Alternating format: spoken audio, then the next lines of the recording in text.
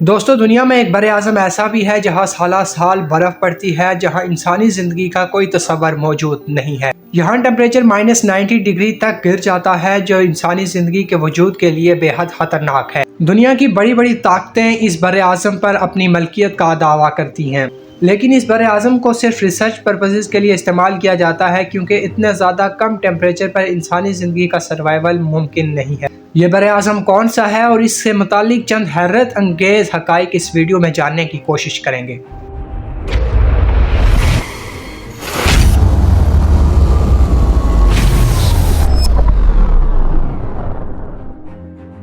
السلام علیکم ناظرین، میں ہوں آپ کا ہوسٹ راجہ عزیر گل اور آپ دیکھ رہے ہیں ہمارا یوٹیوب چینل UI تھنکنگز۔ اگر آپ نے ہمارے چینل کو سبسکرائب نہیں کیا تو آپ سے ریکویسٹ ہے کہ ہمارے چینل کو سبسکرائب کر دیں اور بیل آئیکن کو پریس کر دیں تاکہ آنے والی ہر انفارمیٹیو ویڈیو آپ تک پہنچ سکے۔ دوستو، ہماری زمین کی جنوب پر 1,42,00,000 کلومیٹر اسکوائر پر پھیلا ہوا ایک براعظم ہے جسے ہم انٹارکٹیکا کہتے ہیں۔ یہ دنیا کا چوتھا بڑا براعظم ہے جو یورپ سے تقریباً 40% بڑا ہے۔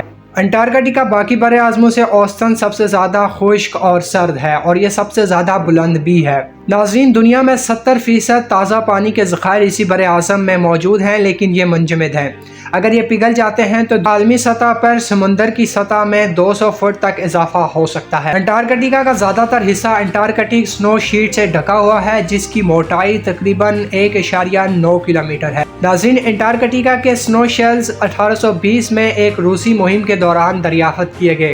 اس کے بعد کئی دہائیوں میں فرانسیسی، امریکی اور برطانوی مہمات کے ذریعے اس کی مزید تلاش کی گئی۔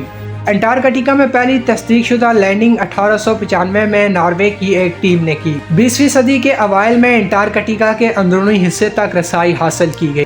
ناظرین، برطانوی ریسرچرز نے 1909 میں پہلی بار میگنیٹک ساؤتھ پول تک رسائی حاصل کی اور اسی طرح سے جیوگرافک ساؤتھ پول پر ناروے کی ایک ٹیم نے 1911 میں رسائی حاصل کی۔ دوستو، آپ کو یہ جان کر حیرانی ہوگی کہ انٹارکٹک ٹریٹی سسٹم کے تحت 30 ممالک اس وقت انٹارکٹیکا پر حکومت کر رہے ہیں۔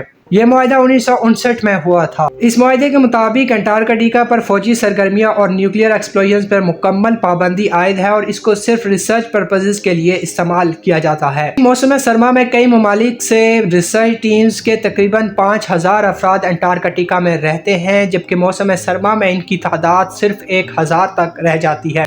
موسم کی شدید سختی کی وجہ سے یہاں انسانی زندگی کا رہنا بے حد خطرناک اور ناممکن ہے۔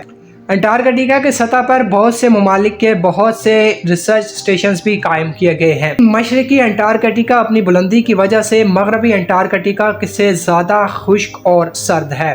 دوستو، عمومی طور پہ ہم دیکھتے ہیں کہ زمین کی سطح پر پہاڑی سلسلے بلند ہوتے ہیں، لیکن حیرت انگیز طور پر ریسرچ کے مطابق اس بات کا واضح ثبوت ملتا ہے کہ انٹارکٹیکا کے برف شیٹ کے اندر بڑے بڑے پہاڑی سلسلے دبے ہوئے ہیں۔ ایک تحقیق کے مطابق کیمبرلو نامی ایک بڑا پہاڑی سلسلہ اس وقت برف شیٹ کے اندر ڈھکا ہوا ہے۔ ناظرین، اگر مزید بات کریں تو انٹارکٹیکا کے اندر بہت سی جھیلیں اور دریا بھی موجود ہیں، لیکن یہ سب کے سب برف کی موٹی چادر کے اندر ڈھکے ہوئے ہیں۔